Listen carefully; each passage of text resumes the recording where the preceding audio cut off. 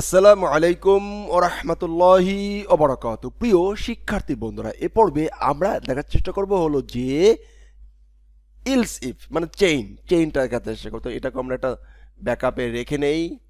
V if এখানে V practice করেছি, এগুলো এখানে রেখে দিলাম। রাইট রাইট এখন আমরা এইখানে প্র্যাকটিস করব হলো যে কি প্র্যাকটিস করব, আমরা প্র্যাকটিস করব ইফ এলস, চেইনটা প্র্যাকটিস করব। তো আমি এইখানে একটা ডিপ নিচ্ছি, ফাইন ডিআইবি ডিপ 10 মানে 10%, 10% discount.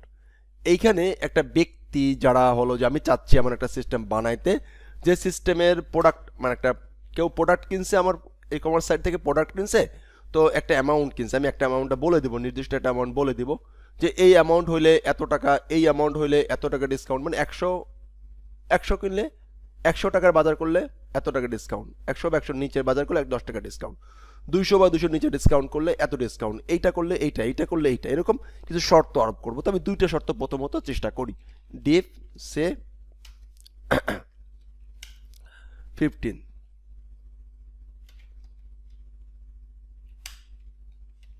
15% discount. Right right okay, এই দুটা জিনিস এখানে থাকলো।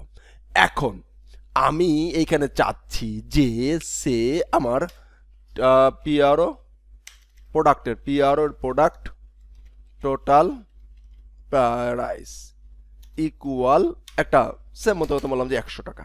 যদি 100 টাকা করো হয়, প্রোডাক্ট প্রাইস কত হয়, 100 টাকা হয়, তাহলে তাকে আমি কয় পার্সেন্ট ডিসকাউন্ট দিব, 10% ডিসকাউন্ট দিতাম।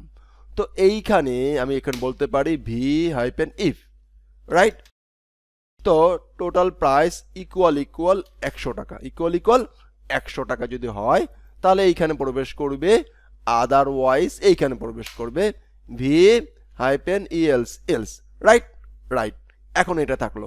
এখন ভি ইকুয়াল কত আছে, এখানে মান কত আছে, 100 আছে। রাইট রাইট এখন দেখি কোনটা শো করে, সেইটা আগে আমরা একটু বুঝে আসি।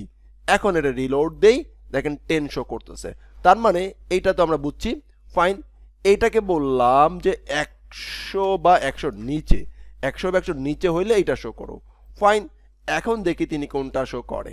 রাইট, একটু খেয়াল করি, ঠিকটাই 10টাই শো করতেছে। এখন বলছি 100 বা 100 নিচে হইলেই তাকে আমি 10% ডিসকাউন্ট দিব, অথবা চাচ্ছি যে 100 বা 100 উপরে হইলে, 100 উপরে হইলে তার আমি 10 টাকা ডিসকাউন্ট দিব। এবার দেখেন ইকুয়াল বলছি 100 বা 100 উপরে, এখন এটাকে রিলোড দিয়ে দেখেন 10 শো করবে। বাট এখন যদি দেখেন এইখানে যদি সে 99 হয়, মানে সরি 99 হয়, তাহলে কিন্তু এইটা শো করবে। কোনটা শো করবে, পরেরটা শো করবে, 15 শো করবে। এইখানে বলবো যে কোনো ডিসকাউন্ট নাই, কোনো ডিসকাউন্ট নাই, ঠিক আছে, কোনো ডিসকাউন্ট নাই। Fine, absolutely fine. এখন আমার কাছে আরেকটা শর্ত আছে, তো এখানে ডিসকাউন্টটা দিয়ে দিই। ডিসকাউন্টটা কিভাবে দিতে হয় সেটা আমি বলে দিচ্ছি। ফাইন, এই যে সে আমার যে প্রাইসটা আছে, প্রাইস গুণ কত পার্সেন্ট, 10% ভাগ 100, 100 দিয়ে ভাগ করলে আমার এই টোটাল প্রাইসের যে টাকাটা, সে টাকাটা এখানে শো করবে। তো যেহেতু এটা 100-র উপরে, আমি একটু 100-র উপরে দেই, সে 100 টাকা দেই, তাহলেই হবে, বুঝতে পারবো 100 টাকা। তাহলে এখানে আমাকে 10% শো করবে। কত শো করবে, 10 শো করবে। রাইট রাইট দেখি শো করে কিনা, এটা রিলোড দিয়ে নেই, অ্যান্ড 10 টাকা শো করছে। Right, absolutely right. এখন যদি এইখানের প্রোডাক্টের মান যদি আমার থাকে সে 200 টাকা, কত, 200 টাকা, তাহলে 10%-এর কত, 20 চলে আসছে। রাইট রাইট এখন কর্তৃপক্ষ এসে বলল যে আমি আরেকটা শর্ত আরোপ করতে চাই, কেউ যদি 500 টাকার উপরে কেনে তাকে আমি 15% ডিসকাউন্ট দেবো। 500 টাকার উপরে কিনলে 15% ডিসকাউন্ট দিব।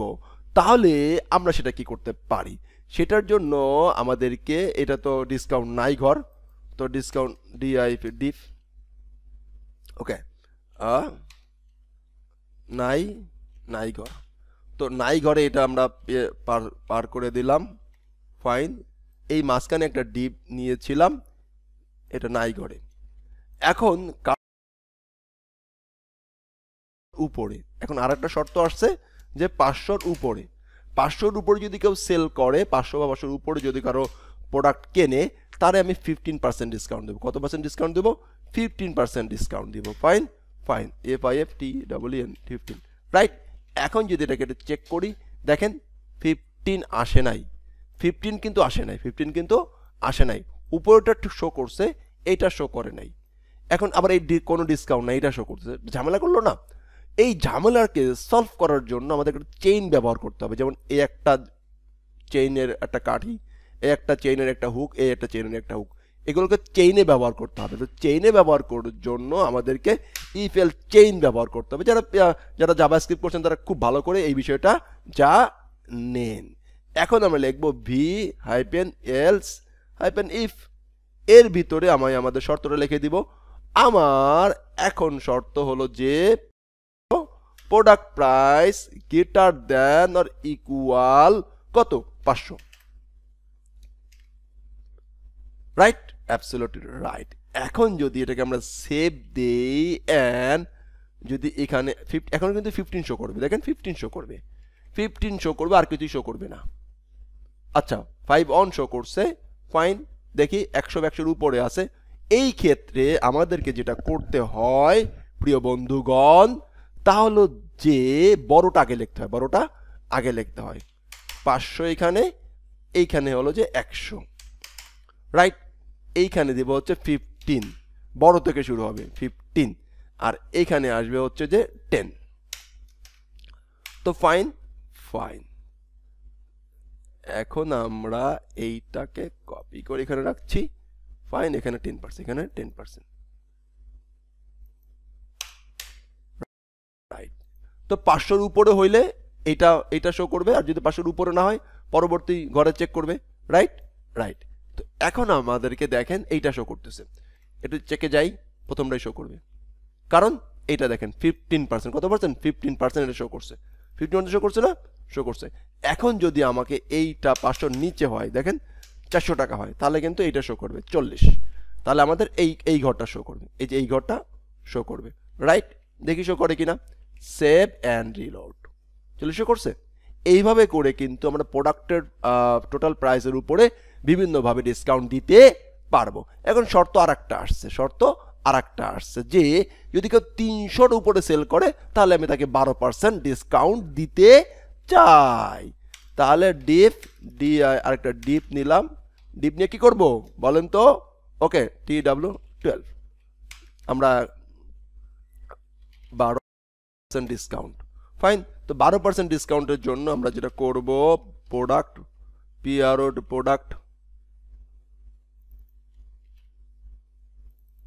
প্রাইস গুণ 12/100, রাইট?